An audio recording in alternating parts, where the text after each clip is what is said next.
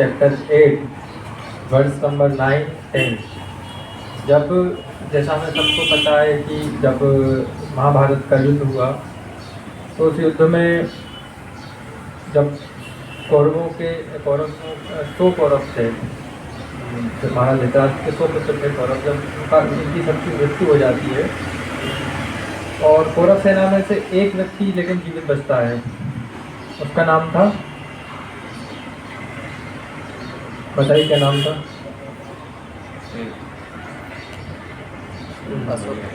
अश्वत्थामा। अश्वत्थामा जीवित बच जाते हैं उसमें से।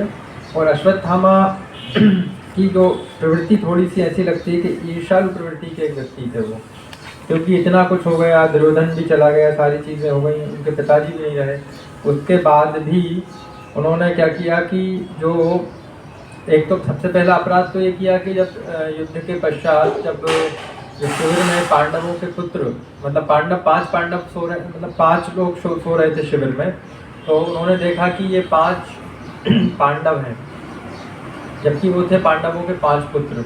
तो सोते हुए उन्होंने उनकी हत्या की। ये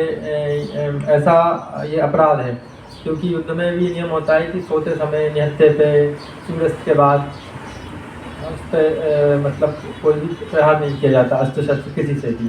तो ये उन्होंने किया। इसके बाद भी उन्हें क्षमा कर दिया द्रौपदी ने। द्रौपदी का तर्क ये था कि इनके तो मेरे पास ठीक है पुत्र नहीं है, लेकिन मेरे 5 पति तो हैं, इनके पिताजी भी नहीं है और माता का ही अकेला सहारा है, अगर इनको हम प्राण दंड दे देंगे तो इनकी माता पूर्णतः असहाय हो जाएंगी। तो इसका विचार करते हुए उन्हें एक बार, इससे पहले भी अपराध कर चुके थे, उन्हें छोड़ा जा चुका था, लेकिन इस बार फिर से उन्होंने क्या किया कि अब पांडवों के 5 पुत्र तो रहे नहीं, अब कौन बचा था? सिर्फ जो अर्जुन के पुत्र थे अभिमन्यु। अभिमन्यु का एक पुत्र जो गर्भ में था उत्तरा के महाराज परीक्षित, सिर्फ एक ही उनके वंश में एक ही बालक होना था। तो अश्वत्थामा ने क्या करा, उसके पास ब्रह्मास्त्र था, तो उस ब्रह्मास्त्र को अश्वत्थामा ने एक्चुअली ब्रह्मास्त्र क्या होता था, लक्ष्य करके बोला, जैसे आजकल होती है ना गाइडेड मिसाइल्स, है ना, आजकल गाइडेड मिसाइल्स होती हैं, तो कुछ ब्रह्मास्त्र का भी कॉन्सेप्ट वैसा ही था। इसे किसी पर्टिकुलर व्यक्ति किसके लिए छोड़ा जा रहा है तो उसका नाम लेके और फिर इसे छोड़ा जा, मतलब इसे इसका प्रहार किया जाता था। तो ये अगर 10 लोग भी बैठे हैं तो बीच में से जाके वो इसी व्यक्ति को मारेगा, बाकी को नुकसान नहीं पहुंचाएगा। ये इसका मतलब जैसे आजकल गाइडेड मिसाइल्स होती है ना, वो गाइड कर देते हैं जीपीएस के थ्रू, तो वो मतलब कई तो मिसाइल्स ऐसी भी आ रही हैं कि फाइटर प्लेन्स के पीछे जब वो जाती हैं तो अगर प्लेन अपना डायरेक्शन भी चेंज करता है तो मिसाइल भी डायरेक्शन चेंज करती है ना, गाइडेड मिसाइल इनको बोला जाता है। तो ऐसे ये ब्रह्मास्त्र की प्रॉपर्टी, और ये कभी इसका कोई सॉल्यूशन नहीं है, इसलिए बोला जाता है कि आजकल हम अपने बोलचाल की भाषा में भी कई लोग प्रयोग करते हैं कि ये चीज़ तो ब्रह्मास्त्र है ना, मतलब इसका कोई सॉल्यूशन नहीं है, ये इसको छोड़ दिया तो फिर व्यक्ति की मृत्यु होना ही है, भले चाहे वो कितना ही बलशाली हो। तो जब ऐसा हुआ तो क्या किया, उत्तरा ने भगवान से प्रार्थना की। तो उत्तरोवाच पाहि पाहि महायोगिन देव देव जगत्पते नान्यम तद्भयं पश्ये यत्र मृत्यु परस्परम। एक बार आप लोग बोलेंगे, पाहि पाहि महायोगिन देव देव जगत्पते नान्यम तद्भयं पश्ये यत्र मृत्यु परस्परम। पाहि पाहि महायोगिन देव देव जगत्पते तद्भयं पश्ये यत्र मृत्यु परस्परम। रक्षा करें महायोगिन सर्वोच्च योगी देव देव पूज्यों के भी पूज्य जगतपते हे ब्रह्मांड के स्वामी ना नहीं अन्यम दूसरा त्वत् आपके अतिरिक्त अभयम भय से रहित होने का भाव पश्ये देखती हूँ यत्र जहाँ मृत्यु परस्परम द्वैत जगत में। उत्तरा ने कहा नहीं, ये मैं उत्तरा ने कहा, हे देवादिदेव, हे ब्रह्मांड के स्वामी, आप सबसे महान योगी हैं, कृपया मेरी रक्षा करें, क्योंकि इस द्वैतपूर्ण जगत में मुझे मृत्यु के पाश से बचाने वाला आपके अतिरिक्त अन्य कोई नहीं है। प्रभुपाद तात्पर्य, ये भौतिक जगत द्वैतपूर्ण है, जबकि परम धाम एक रूप है। द्वैतपूर्ण जगत पदार्थ तथा आत्मा से निर्मित है, जबकि परम जगत पूर्ण रूप से आत्मा है, जिसमें भौतिक गुणों का लेश भी नहीं पाया जाता। इस द्वैतपूर्ण जगत में प्रत्येक व्यक्ति झूठे ही जगत का स्वामी बनने का प्रयास करता है, जबकि परम जगत में भगवान ही परम प्रधान है और अन्य सभी उनके अनन्य सेवक हैं। द्वैतपूर्ण जगत में प्रत्येक व्यक्ति अन्य सबों से ईर्ष्या करता है और पदार्थ तथा आत्मा के द्वैत अस्तित्व के कारण मृत्यु अपरिहार्य है। शरणागत जीव के लिए भगवान ही एकमात्र अभेदाता है। भगवान के चरण कमलों की शरण ग्रहण किए बिना कोई भी इस भौतिक जगत में अपने आप को मृत्यु के क्रूर पंजे से नहीं बचा सकता। तो उत्तरा ने क्या प्रार्थना की भगवान से कि पाही महायोगिन, रक्षा करें, क्योंकि उत्तरा जैसे जो पांचों पांडव थे, महारानी कुंती थी, द्रौपदी, इनका सबका एक भगवान में अटूट विश्वास था। इन्हें पता था एक अनन्य भाव से जब हम किसी, जैसे हमारे जो आराध्य हैं, जैसे भगवान है, मान लीजिए भगवान कृष्ण हमारे आराध्य हैं, है ना, तो अनन्य भाव का मतलब ये होता है कि अनन्य मतलब ना अन्य। जब हमारे ऊपर कोई भी संकट आएगा तो हम उन्हें ही बुलाएंगे, उनके अतिरिक्त और किसी को नहीं। जैसे गजेंद्र ने उन्हें ही बुलाया, है ना। तो इसलिए उत्तरा को पता था कि मेरी रक्षा केवल भगवान कृष्ण के अतिरिक्त और कोई नहीं कर सकता। वो कहती हैं ना अन्य नान्यम तद भयम पश्ये, कि आपके अतिरिक्त मैं और किसी को नहीं देखती, इस भय से रहे, है ना। तो उत्तरा ने जब भगवान से प्रार्थना की तो फिर आगे क्या कहती हैं उत्तरा कहती हैं कि ये भले मेरी मृत्यु हो जाए, ये चलेगा, लेकिन मेरे पुत्र की रक्षा हो जाए, क्योंकि एक माँ का स्वभाव रहता है कि अपने बालक की रक्षा करना चाहती है वो, है ना। तो वो उत्तरा क्या कहती हैं, अभिद्रवती मामीश षणस्य त्यसो विभो, कामम दहतु माम नाथ, माँ में गर्भो निपात्यताम। हे प्रभु, आप सर्वशक्तिमान हैं, एक देखता हुआ लोहे का बाण मेरी ओर तेजी से आ रहा है। मेरे प्रभु, यदि आपकी इच्छा हो तो ये मुझे भले ही जला दे, लेकिन ये मेरे गर्भ को जलाकर गर्भपात ना करे। हे प्रभु, कृपया मेरे पर इतना अनुग्रह करें। तो क्या कहती है उत्तरा कि भले मेरी मृत्यु हो जाए, लेकिन मेरा जो गर्भ है, मेरे गर्भ में जो बालक है, उसकी रक्षा होना चाहिए। तो ये एक माँ का स्वभाव होता है। और उन्होंने एक और बात क्या कही कि यदि आपकी इच्छा हो तो भक्त हमेशा भगवान की इच्छा पे निर्भर रहता है।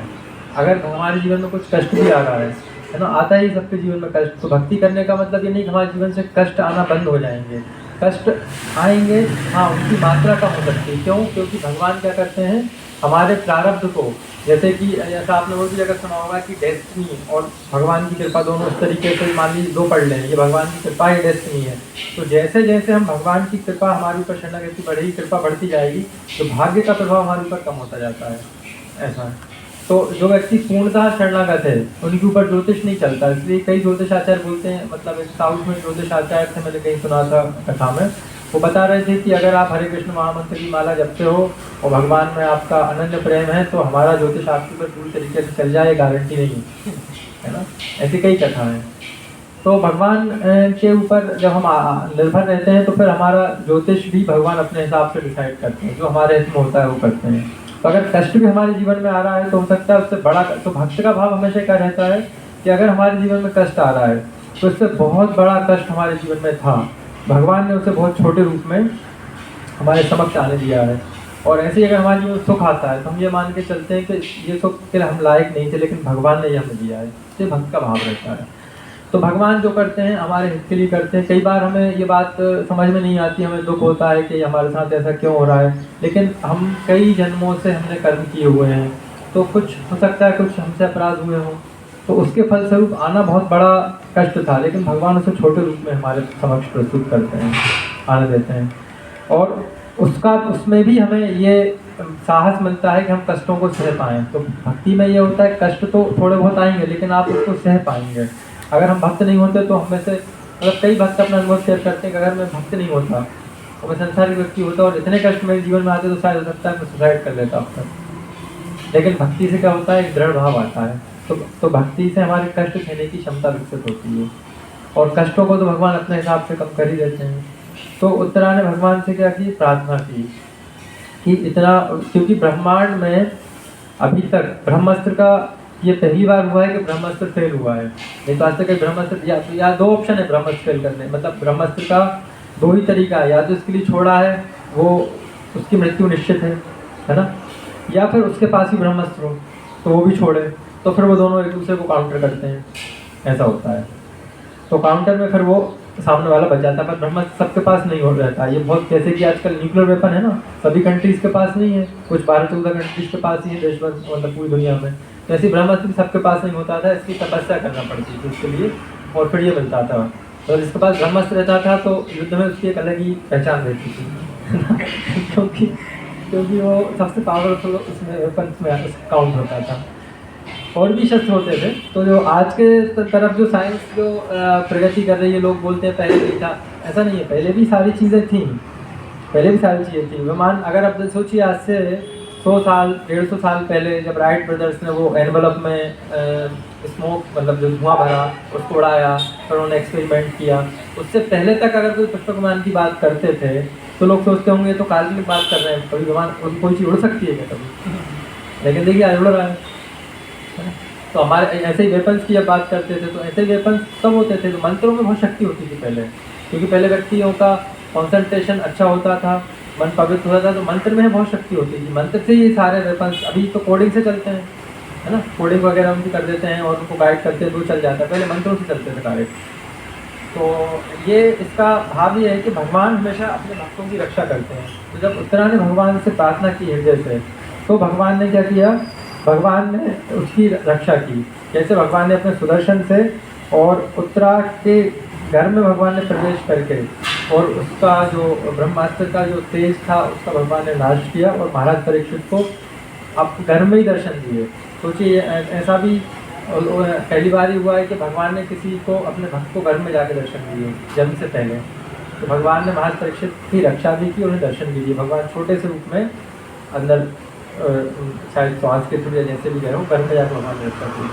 तो ये भगवान का स्वभाव होता है कि उनकी जब ऊपर हम जब आश्रित होते हैं तो असंभव कार्य भी संभव हो जाता है ना। कई बार किसी भक्तों को बहुत गंभीर रोग होता है, डॉक्टर बोलते हैं कि कुछ ठीक नहीं हो सकता, वो खुद उससे हिम्मत हार जाते हैं, लेकिन भगवान की कृपा होती है तो वो ठीक हो जाते हैं।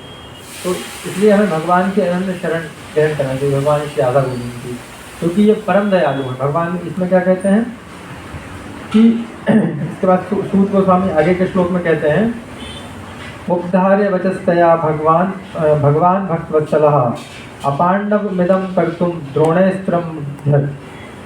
सूत गोस्वामी ने कहा, उनके वचनों को धीरज के साथ सुनकर अपने भक्तों के प्रति सदैव अत्यंत वत्सल रहने वाले भगवान श्री कृष्ण तुरंत समझ गए कि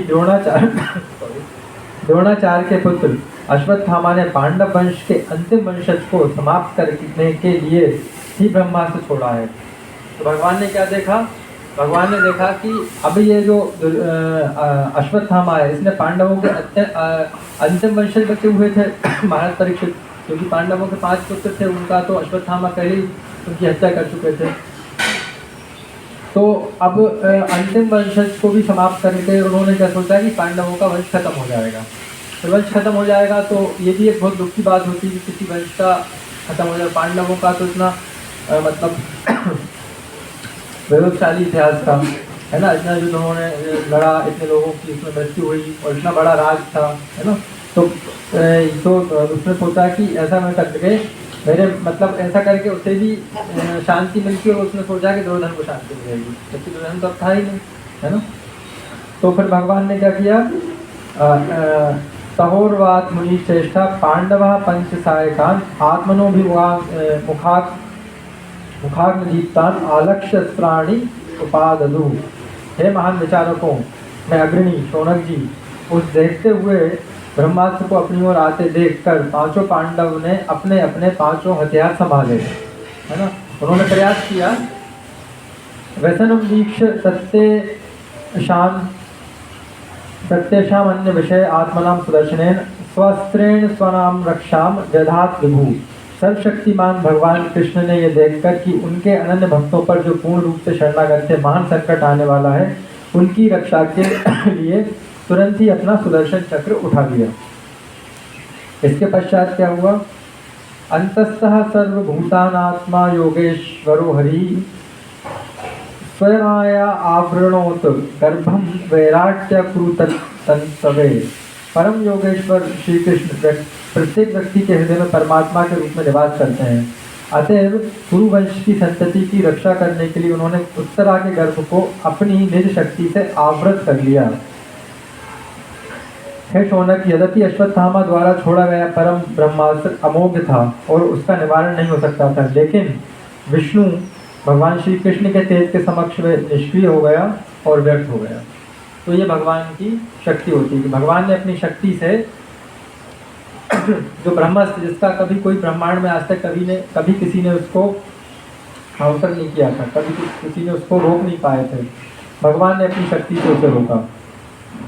इससे मां मनस्था ही एतत् आश्चर्य सर्व आश्चर्यमय अच्युते यह इदम माया देव्या सृजति अवति हंति अजह। हे ब्राह्मणों, इसे गुह तथा अच्युत भगवान के कार्यकलापों में विशेष आश्चर्यजनक मत सोचो। वे अपनी दिव्य शक्ति से समस्त भौतिक वस्तुओं का सृजन, पालन तथा संहार करते हैं, यद्यपि वे स्वयं अजन्मा हैं। तो क्या हुआ कि इसमें कि भगवान हमेशा हमें उनकी कृपा पे कभी हमें ऐसे आश्चर्य नहीं करना चाहिए, ऐसा हमें यही सोचना चाहिए कि ये नहीं हो सकता। भगवान की कृपा से सब संभव है। तो भगवान ने क्या करा? उसकी रक्षा भी की। और रक्षा जब भगवान रक्षा करते हैं तो ये इतिहास में आगे ये अन्य लोगों की उदाहरण बनता है ना। जैसे प्रहलाद महाराज की भगवान ने हमेशा रक्षा की। गजेंद्र की भगवान का एक स्वभाव होता है कि अगर किसी ने उन्हें अनन्य भाव से बुलाया है तो इतिहास है हमारे पास बहुत सारे भक्तों का। भगवान ने कभी किसी का भरोसा या विश्वास को तोड़ा नहीं। ऐसा नहीं कि भगवान को बुलाया था, बुलाता ही रह गया, उसकी रक्षा नहीं हो पाई। भगवान ने हमेशा रक्षा करी कि ऐसा ना हो कि बुलाते बुलाते अगर व्यक्ति के प्राण निकल गए या वो जिस चीज़ के लिए बुला रहा था, मान लीजिए उत्तरा बुला रही है अपने पुत्र की रक्षा के लिए और भगवान आते लेकिन पुत्र की रक्षा, तब तक पुत्र के प्राण चले जाते, तो एक विश्वास तो टूटता ना कि ऐसा एक बार तो हुआ है हिस्ट्री में कि भगवान को बुलाया और लेट हो गया आने में। तो भगवान ने ऐसा कभी नहीं किया। भगवान ने हमेशा ध्यान रखा। जब गजेंद्र भगवान को बुला रहे थे तो भगवान, जब गजेंद्र ने बुलाया तो भगवान वैकुंठ में थे और देवताओं ने देखा कि गजेंद्र वो बहुत दूर है, तुम्हारी रक्षा के लिए अपाना अभी असंभव है, तुम्हारी आवाज़ वहाँ तक पहुँचेगी क्या। तो गजेंद्र का भाव इतना दृढ़ था। गजेंद्र ने कहा कि मैं आपको नहीं बुलाऊंगा रक्षा के लिए। उन्होंने कहा हम आकर रक्षा कर देते हैं। उनका नहीं, मैं आपको नहीं बुलाऊंगा, मैं आपके जो आराध्य हैं उनसे ही रक्षा चाहता हूँ। तो एक भक्त का भाव होता है कि भगवान से ही चाहेंगे, उनके अतिरिक्त अन्य किसी से नहीं। तो फिर भगवान जब उनकी रक्षा के लिए आए तो भगवान ने क्या करा? गरुड़ जी की जो गति होती है, मन की गति से चलते हैं गरुड़ जी। तो मन की देखिए कितना फास्ट है, यहाँ पहुँच रहे हैं, अभी अमेरिका पहुँच जाएंगे, 1 सेकंड भी नहीं लगेगा, है ना। मन है तो गरुड़ जी मन की गति से चलते हैं। लेकिन भगवान अपने भक्त की कष्ट को इतना ज़्यादा, भगवान को पीड़ा होती है जब भक्त को कष्ट होता है, तो भगवान ने गरुड़ से कहा कि गरुड़ तुम बहुत स्लो चल रहे हो। तो भगवान ने कहा मैं दौड़ के रक्षा करूँगा। तो भगवान गरुड़ पे से उतर के भगवान दौड़ते हैं अपने भक्त की रक्षा के लिए और दौड़ के भगवान ने आके उसको पहले ग्राह को मारा का उद्धार किया, मगर ने उसे पैर पकड़ रखा था। फिर गजेंद्र को भगवान ने उसकी रक्षा की, उसे वैकुंठ लेके गए अपने साथ। तो ये भगवान का स्वभाव होता है ना। तो वो हमेशा रक्षा करते हैं।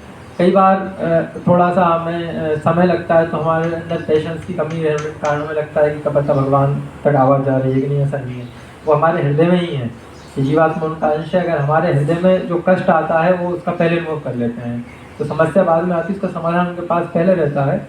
हाँ, अब ये है कि बहुत अपराध हमसे हुए हैं पहले या किसी भी जीव से अपराध हुए हैं तो उसका थोड़ा बहुत तो उसको वो करना पड़ेगा, क्योंकि वो भी देखना है। लेकिन प्रारब्ध जरूर कम होता है। ऐसे कई कथा हैं कि भगवान अपने भक्तों का प्रारब्ध भी कम करते हैं, बहुत छोटे मात्रा में कष्ट उन्हें आने देते हैं, है ना। बाकी भगवान हमेशा रक्षा करते हैं। तो ये जो हमारा आज की जो कक्षा थी, ये एक क्लास थी, इसी पर थी कि भगवान कैसे अपने भक्तों की रक्षा के लिए सदैव तत्पर रहते हैं, है ना। हरे कृष्णा। किसी का कोई प्रश्न है तो ले सकते हैं।